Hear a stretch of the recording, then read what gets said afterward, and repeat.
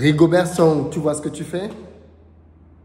Rigo, aujourd'hui, le Sénégal nous manque de respect. Le Sénégal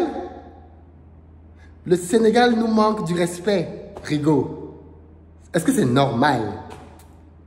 Chers amis, je vais répondre un peu à quelques Sénégalais, parce que j'en ai vu quelques-uns s'exciter sur la toile, et il est important de ramener l'église au milieu du village. Est-ce que quand on parle de football en Afrique, le Sénégal doit parler? Est-ce que le Sénégal, c'est une grande nation de football africaine? Non. Ça, je le dis ici, clair et net. Le Sénégal n'est pas une grande nation de football africaine. Pas du tout. Quel est le palmarès du Sénégal à l'échelle africaine? Dites-moi. Quel est le palmarès du Sénégal à l'échelle internationale? Dites-moi. Quels sont les grands clubs de football sénégalais qui ont marqué l'histoire du football africain? Dites-moi. Quels sont les grands joueurs du football sénégalais dont vous vous souvenez qui ont marqué leur génération en accumulant des trophées? Dites-moi. On en connaît deux. El Hadji Diouf, 2 fois vainqueur du Ballon d'Or africain, qui en Europe a eu une carrière plus que moyenne. Il n'a jamais été étincelant. Et Sadio Mané, qui a eu 2 Ballons d'Or africains. Et pareil, a eu une très bonne carrière à Liverpool, a fait un flop au Bayern de Munich et est allé s'exiler en Arabie Saoudite. À part ces deux, dites-moi quels autres Sénégalais vous avez souvenu ont été des grands joueurs qui ont été étincelants. Et d'ailleurs que dans la hiérarchie, Sadio Mané est meilleur que El Hadji Diouf. À part ces deux joueurs, dites-moi quels joueurs sénégalais ont trusté plein de trophées partout. Il n'y en a pas. Le Sénégal, c'est une Coupe d'Afrique des Nations, comme la Zambie. Ok? Comme la Zambie. Le Sénégal, c'est une Coupe d'Afrique des Nations. Je ne sais pas, vous savez, tous les grands pays de football au monde passent par des périodes creuses. Le Brésil passe par une période creuse. Le Brésil ne remporte plus de titres. Est-ce qu'on va venir dire que l'Uruguay va venir parler du football avec le Brésil? Parce que le Brésil ne parvient pas à gagner depuis quelque temps? Est-ce que l'Uruguay peut s'élever pour venir parler avec le Brésil? L'Argentine gagne maintenant. Mais l'Argentine a eu des phases creuses. Est-ce que le Pérou va venir s'élever pour parler de football avec l'Argentine? Parce que l'Argentine a eu des phases creuses. Revenons en Europe. La France est passée par de nombreuses phases creuses. L'Italie est passée par des phases creuses. L'Allemagne, la Mannschaft, la première puissance européenne de football, est passée et passe par des phases creuses. L'Angleterre.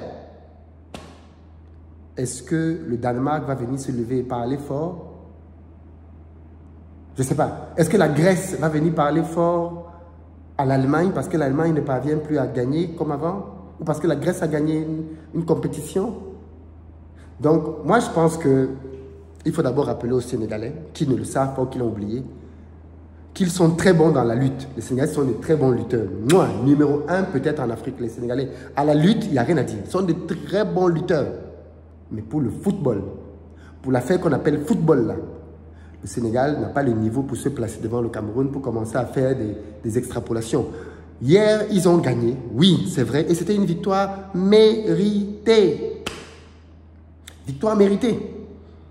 Hier, le Cameroun est tombé sur le plus fort. Le Cameroun est tombé sur le champion d'Afrique en titre, le Sénégal, bien sûr, qui est venu pour prendre un deuxième titre. Peut-être qu'il ira au bout, peut-être pas. Les prochaines semaines nous diront. Mais à quel moment le Sénégal, parce qu'il a gagné le match d'hier, vient et commence à parler de football avec le Cameroun? Il faut peut-être rappeler au Sénégal qui est le Cameroun. Il faut peut-être rappeler au Sénégal tout ce que le Cameroun a fait pour le football africain et international. Il faut peut-être rappeler aux Sénégalais que, excepté leur dernière victoire, c'est une équipe qui ne gagne pas. Aliou Cissé a gagné une fois, il est là depuis 2015. Ça fait 9 ans qu'Aliou Cissé est là. En 2017, le Sénégal est venu comme étant le favori de la compétition. Qui a mis le Sénégal hors de jeu, hors d'état de nuire? Le Cameroun, avec une génération qui n'était pas talentueuse. En 2017, le Cameroun a éliminé en quart de finale le Sénégal d'Aliou Cissé et ils étaient tous en train de pleurer. 2019, l'Algérie a battu le Sénégal en finale. Et 2022, le Sénégal a enfin remporté face à l'Égypte au Cameroun.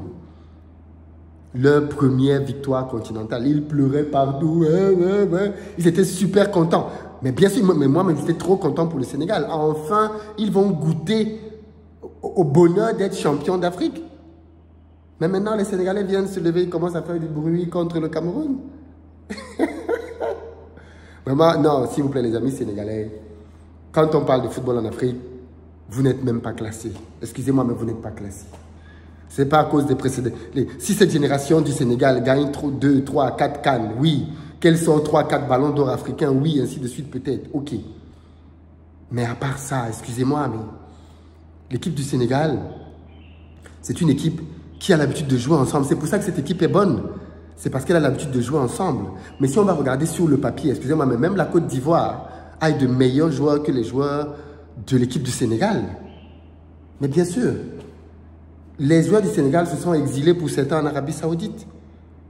Je veux dire, à un moment donné, quel est le palmarès des joueurs de cette équipe? Sadio Mané a gagné 2 fois le Ballon d'Or, mais Samuel Eto'o en a gagné 4 fois. J'ai entendu El Hadji Diouf venir faire des comparaisons hasardeuses avec Samuel Eto'o en disant que la gestion de le problème du Cameroun, c'est la gestion. El Hadji Diouf a déjà géré un bénétariat.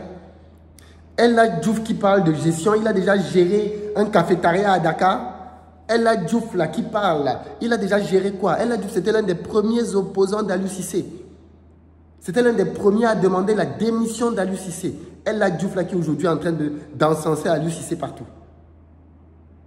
El Hadji Diouf a toujours voulu se comparer à Samuel Eto'o. Mais il n'y a pas photo entre vous deux, El Hadji Diouf. Et Samuel Eto'o, c'est un top player mondial. On peut ne pas être d'accord avec lui sur sa gestion de l'Africa Foot sur certains endroits, notamment la gestion du cas Gobert Sambana, qui est mon cas. Mais en aucun cas, je ne peux venir être amnésique et accepter que quelqu'un comme El Hadji Diouf, qui n'a jamais rien géré. El Hadji Diouf, tes égaux gèrent leur fédération. Tes égaux gèrent leur sélection. Toi, tu gères quoi? À part venir faire le show sur les plateaux télévisés et donner 2, 3 petites phrases qui vont amuser la galerie. El Hadji Diouf gère quoi? Samuel Eto'o a été capitaine de l'équipe comme El Hadji Diouf. Samuel Eto'o a été Pichichi en Espagne. El Hadji Diouf, tu as été meilleur buteur dans quel championnat dans le monde, on a vu? Tu as été meilleur buteur dans quel championnat dans le monde?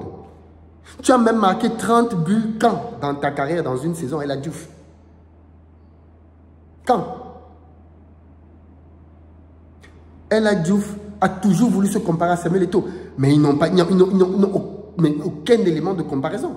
Tu as un top player de classe mondiale et un bon joueur. Parce qu'El Hadji Diouf, c'était un bon joueur. C'était un bon joueur. Il a gagné 2 fois le Ballon d'Or africain, c'était un bon joueur.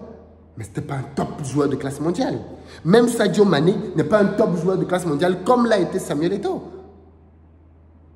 Quand on parle des meilleurs joueurs africains, il y a au moins 4 ou 5 Camerounais là-dedans. De toute l'histoire, hein. Tous les classements vont te mettre en top Samuel Eto'o, Georges Weah, Roger Mila. Mais allez voir les ballons d'or. Je vous rappelle que c'est grâce au Cameroun que l'Afrique a commencé à avoir plus de place en Coupe du Monde grâce aux prestations des Lions indomptables en 90. Donc, quand on vient parler de coupe de football, même la Côte d'Ivoire a deux Coupes d'Afrique des Nations. Donc, même avec la Côte d'Ivoire, le Sénégal ne peut même pas parler de football avec le Sénégal. Le Sénégal ne peut pas parler avec la Côte d'Ivoire.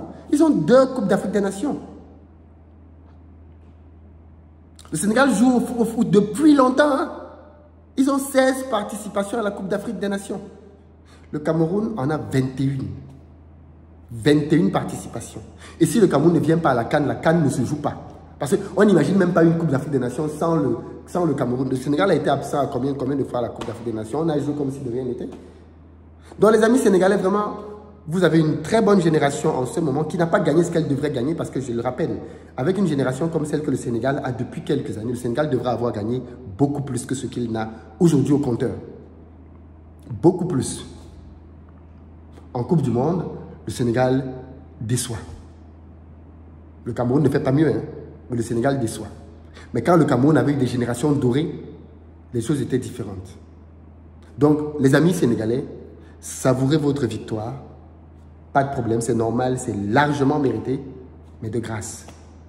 Vous n'avez même pas 2 cannes. Et même quand vous aurez 2 cannes, vous ne serez pas en mesure de parler avec le Cameroun. 2 cannes, là, il y a plusieurs pays. Il y a l'Algérie, le Maroc, la Côte d'Ivoire. Voilà, arrivez déjà à ce stade. Parce que quand vous allez franchir ce palier, vous allez maintenant arriver au niveau des 3 étoiles. Là, il n'y a plus beaucoup de gens. Vous avez le Nigeria. C'est plus la même affaire. Le Nigeria, c'est plus la même affaire. Quand vous passez le palier des 3, vous avez au niveau du Ghana. C'est plus la même affaire. Quand vous franchissez dans le palier, là, vous arrivez maintenant à un niveau... Voilà, là, vous avez maintenant le top 1, top 2 du continent. Donc, les amis, s'il vous plaît, de grâce, savourez votre victoire. Elle est amplement méritée. Très belle génération de footballeurs sénégalais. Très bon jeu, très bonne tactique. Mais c'est une équipe qui joue ensemble depuis pratiquement 10 ans. Il y a des anciens là dedans depuis pratiquement 10 ans. Qui jouent ensemble, qui sont rodés avec le même entraîneur et au même système. Donc, bravo à cette génération, mais s'il vous plaît, de grâce, arrêtez les comparaisons farfelues. Ok? Arrêtez les comparaisons farfelues. Dans la prochaine vidéo, je vais parler à Rigobert Song, notre coach. J'attends la prochaine vidéo, pas celle-ci.